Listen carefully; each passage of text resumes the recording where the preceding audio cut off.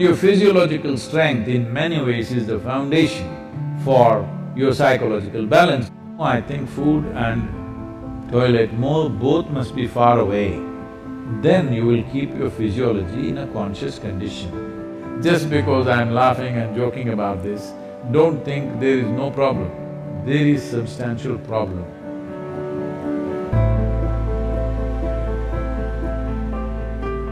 Sadhguru, during the lockdown, we have gained a lot of weight from overeating and no physical activity.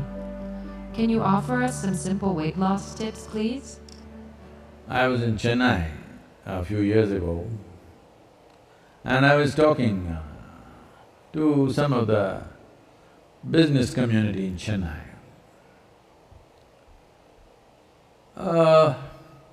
They were not particularly obese or something, but little, trying to imitate the planet. Not by being on a spin, in form, I mean. So I said, as a generation of people, look at your condition. If I had come to Chennai 50 years ago or 100 years ago, in what physical form people would be, in what level of physical fitness they would be, ordinary people I'm talking about. I'm not talking about gymnasts, sports persons, not those kind of people, ordinary people on the street.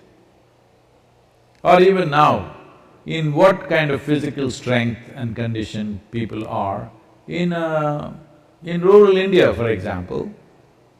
I said, see, suppose it so happened, you were walking on the street and you saw a tiger, a wild tiger, hungry one. How many of you can at least climb a tree? And this is a spectacular show, a tiger on a Chennai street. This is not a everyday happening, it is something you must enjoy.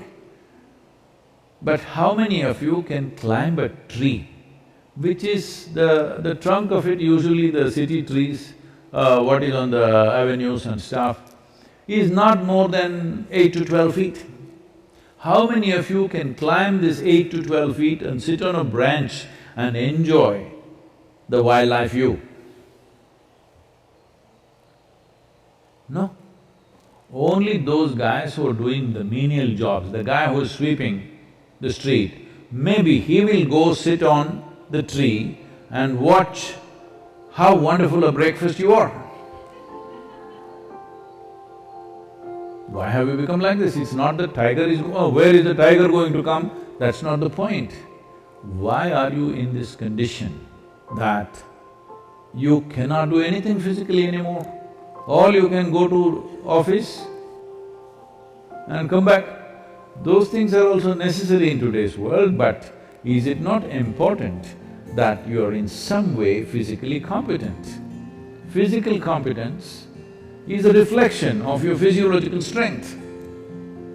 And your physiological strength in many ways is the foundation for your psychological balance. It is no more in question. Your physiological strength is the foundation for your psychological balance in many ways.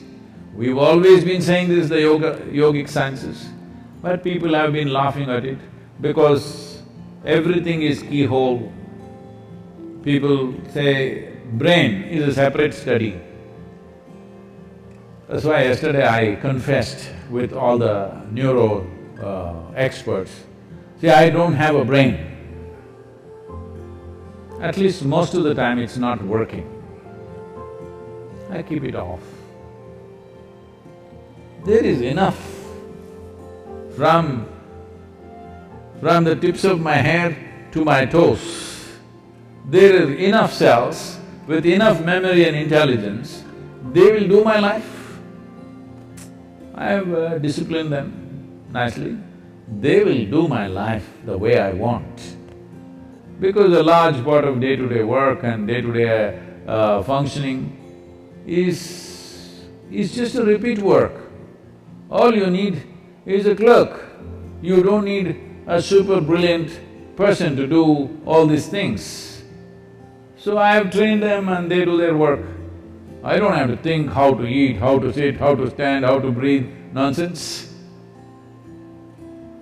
It just happens by itself because a very stable and effervescent physiological condition is very, very important to have a certain level of psychological freedom. Otherwise, every little thing you do, you have to think. Once you think, inevitably you're confused about every damn thing that you do. Now, you're talking about because of virus you ate too much. This is not because of virus you're eating too much.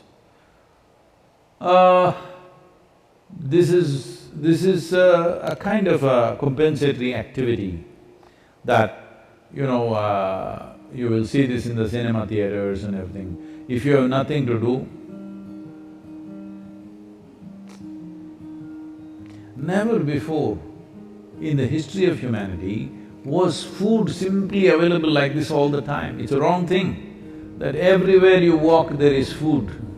It should not be. I see some of the corporations in America are organizing like this.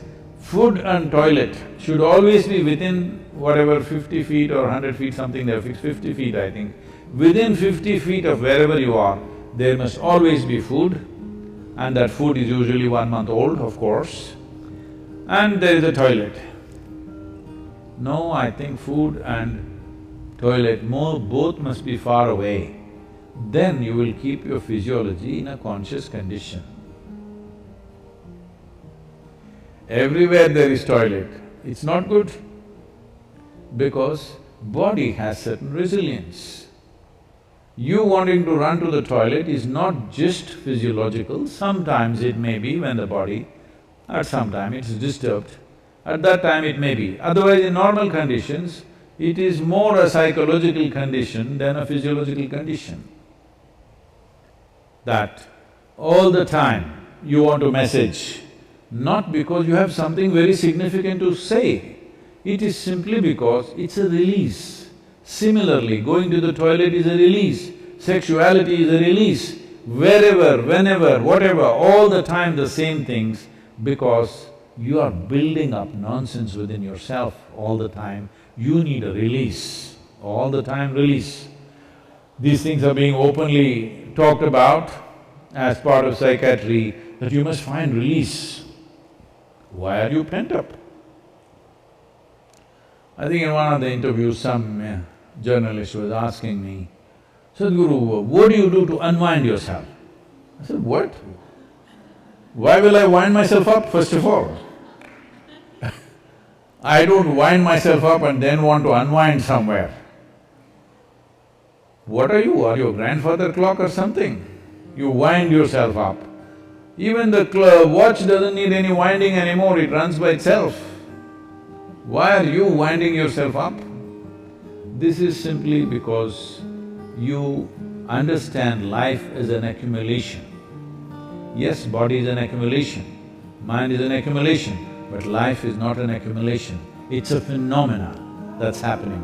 If you have not tasted that phenomena, you know only accumulations, you always think the safety is in accumulation, whether it's wealth, money, this, that, and body. But at least your money you can keep it in the bank, though it may be heavy in your mind. But if you accumulate too much body, you have to carry it around every moment of your life. And in the world today,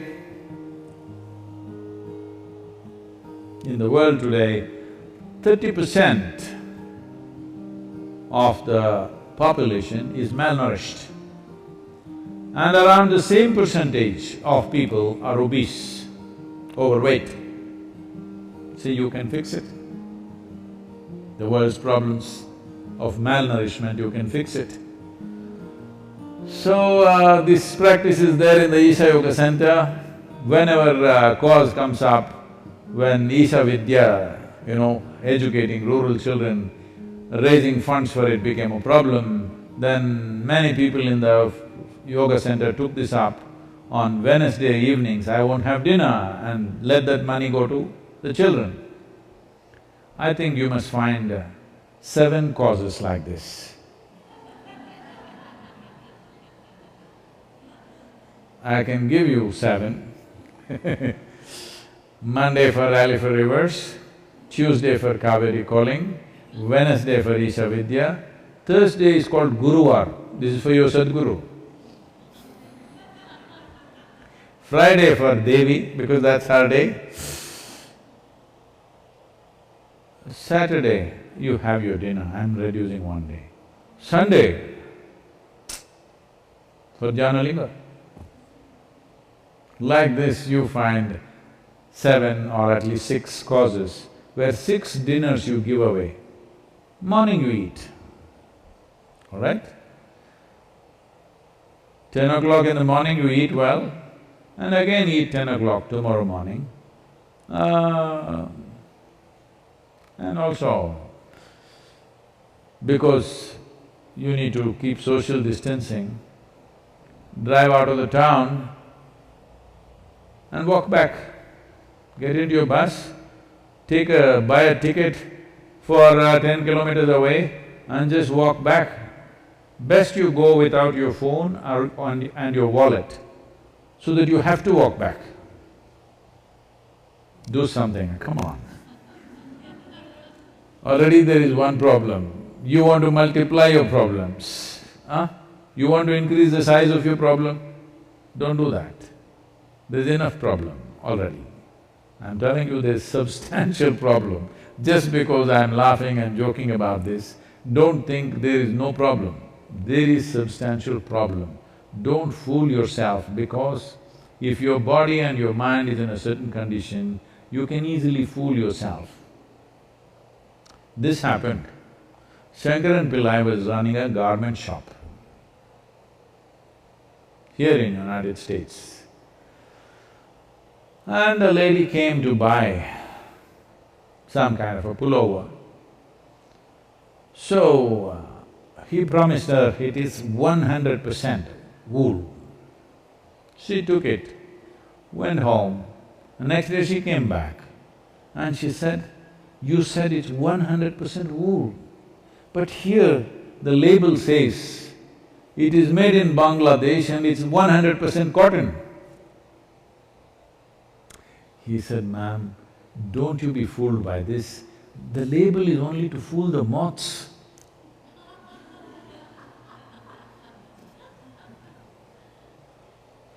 Like this, there are so many labels all over the world, don't go by that. This is a simple experiment you must do, all of you who are sitting now on the floor, when you get up, you must use only 2 limbs to stand up.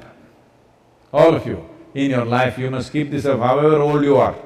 This is a simple test for you. You sit down cross-legged, and when you want to stand up, you use only 2 limbs. That means you don't do 4-wheel drive. Just get up with your legs. This much fitness at least you must manage. If you can't climb a tree, there are not enough tigers to, for them to roam in your city. If you can't climb a tree, it's okay, but at least you must be able to stand up. This much fitness you must maintain. Please do that for yourself.